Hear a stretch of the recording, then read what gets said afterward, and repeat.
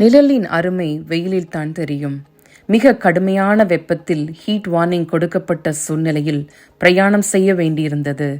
வெப்பத்தின் கொடுமை உடம்பில் உள்ள எனர்ஜியை எல்லாம் ட்ரெயின் பண்ணக்கூடியதாயிருந்தது.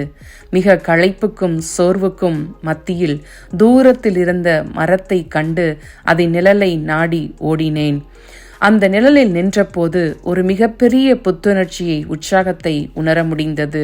என்னை சுற்றிலும் வெயிலின் தாக்குதல் குறையவில்லை என்றாலும் நான் அந்த மரத்தின் நிழலுக்குள் இருக்கும் வரை அதன் தாக்கத்தை உணரவில்லை. அந்த நேரத்தில் ஆண்டவர் என் நினைவுக்கு கொண்டு வந்த வார்த்தை ஏசாயா 4:6, பகலிலே வெயிலுக்கு நிழலாக கர்த்தர் இருக்கிறார் என்று. பிரியமானவர்களே, வாழ்க்கையில் நாம் அன்றாடம் சந்திக்கும் மன அழுத்தங்கள், தோல்விகள், பிரச்சனைகள், சோதனைகள், சூழ்நிலை ஒற்றுமையின்மைகள் வெயிலை போல தாக்கி நம்மை சோர்வடைய வைக்கும்.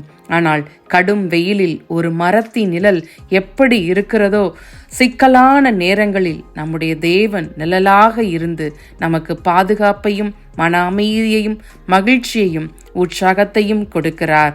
கர்த்தர் நம் வலது பக்கத்தில் நமக்கு நிழலாய் இருக்கிறார். அவரை அண்டிக் கொள்வோம், பாதுகாப்பாயிருப்போம். ஆமேன்.